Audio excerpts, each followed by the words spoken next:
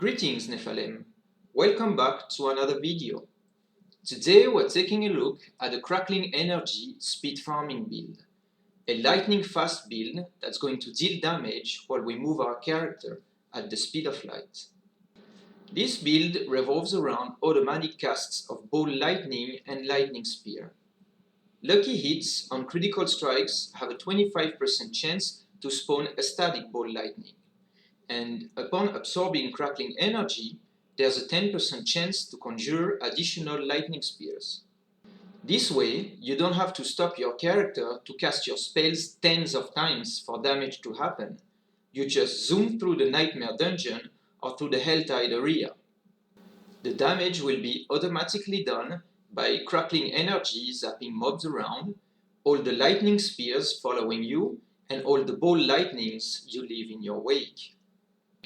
We're only casting Ball Lightning once to have it orbit around us thanks to the gravitational aspect. We're casting Lightning Spear off cooldown, having a 20% chance to spawn an additional one every manual or automatic cast. And voila, we're ready to speedrun the dungeon while collecting Crackling Energy on the way. Movement speed.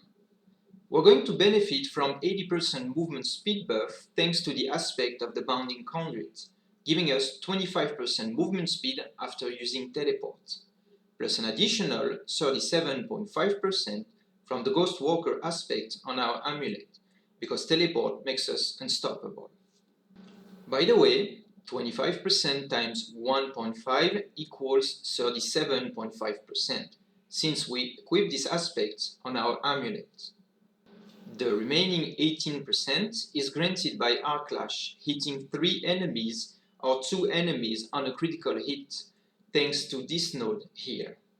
We'll just have to refresh this buff every 5 seconds. Cooldown Management.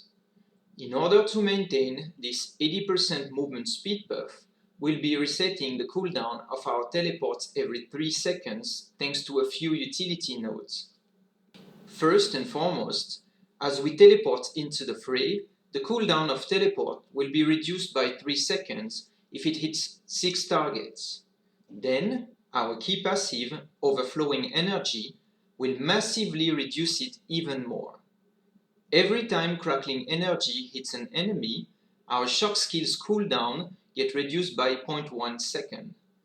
Typically, Crackling Energy hits 2 enemies per charge, but in our build, it will hit 5 targets per charge. 2 more for 5 seconds after using teleport, plus 1 more from the key passive itself.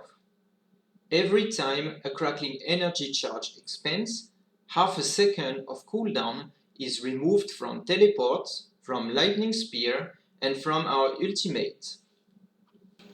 Speaking of our ultimate, Unstable Currents, you want to cast it every time you see an elite or a boss.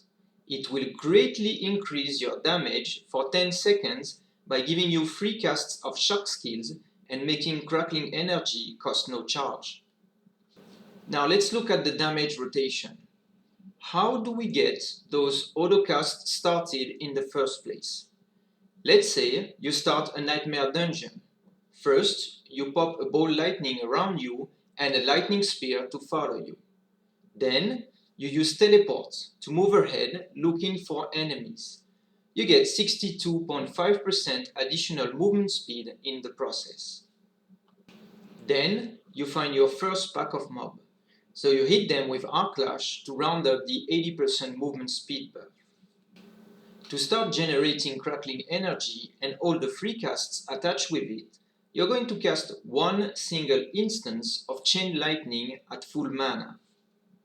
By being at full mana, your Chain Lightning will have 80% chance to be a critical strike, thanks to the massive Elementalist aspect boost on the 2-handed weapon. This initial cast gets additional plus 3% critical strike chance per bounce, bouncing up to 6 times. It's very likely that from this single cast of Chain Lightning, plus all the hits from Lightning Ball, Lightning Spear, and Arc Lash, you'll get your first 3 Crackling Energies. And as you collect these 3, you'll recover 36 mana, thanks to the invigorating conduit node. Where, guess what? Now you're back to full mana. So you could cast another Chain Lightning if you wanted to. But maybe you don't even need to, because this single damage rotation might have already blown up the mob pack and reset your teleport with the Elemental Attunement node.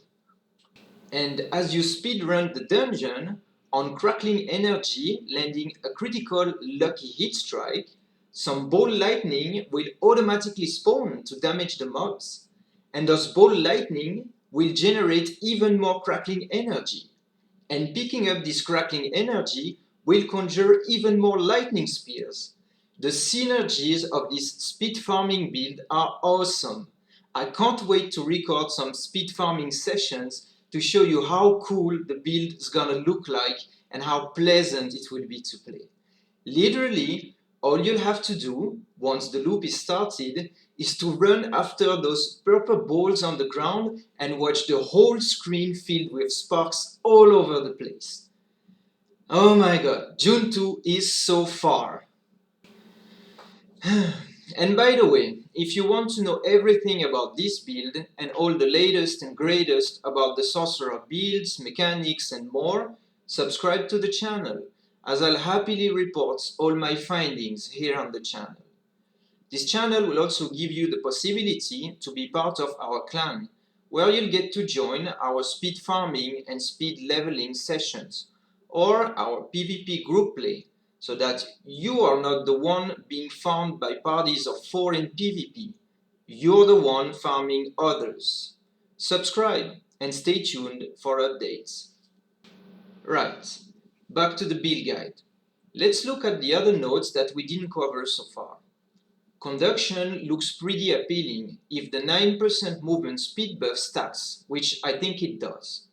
If it doesn't, I'll reallocate those points somewhere else and update the build guide. Coursing Currents is a nice boost for your non-elementalist aspect powered skills, such as Teleport and Lightning Spear. Static Discharge offers yet another way to generate Crackling Energy, and the Enhanced Summoned Lightning Spear will greatly increase the damage of your conjurations. Speaking of boosting damage, let's see the damage multipliers that the build packs. The frequency at which ball lightning attacks depends on your bonus attack speed.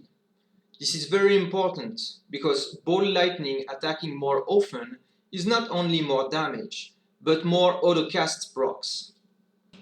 The accelerating aspect will be permanently up on this build, giving us a nice 25% boost.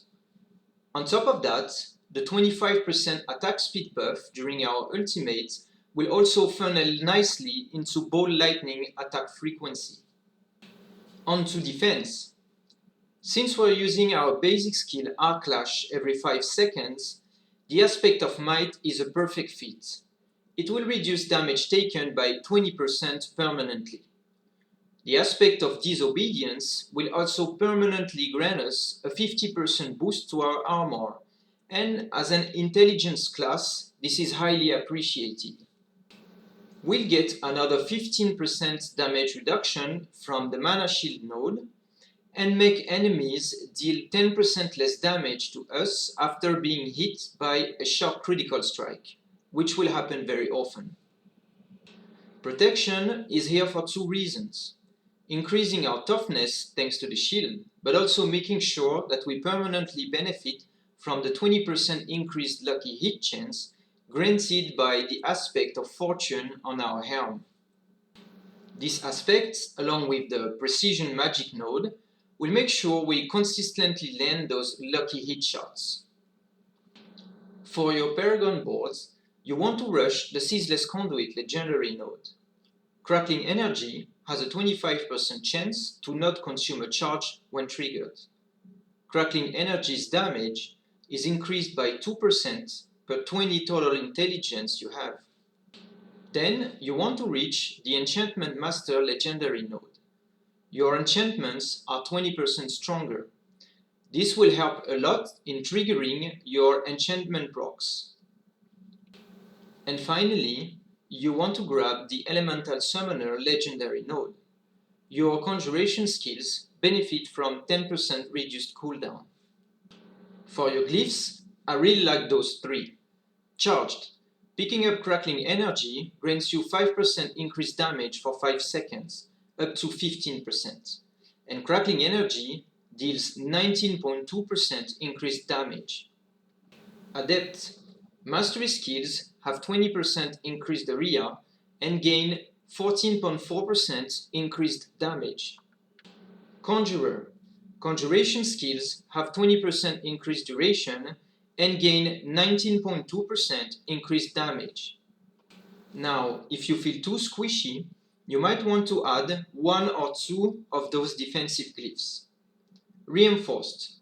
You gain 10% damage reduction while you have an active barrier. Territorial. You gain 12% damage reduction against close enemies, and you deal 12.79% increased damage to close targets.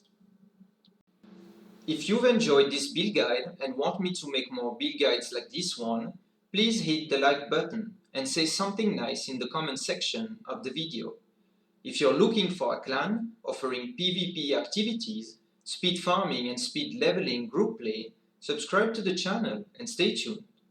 I'll see you in Sanctuary, Nephilim.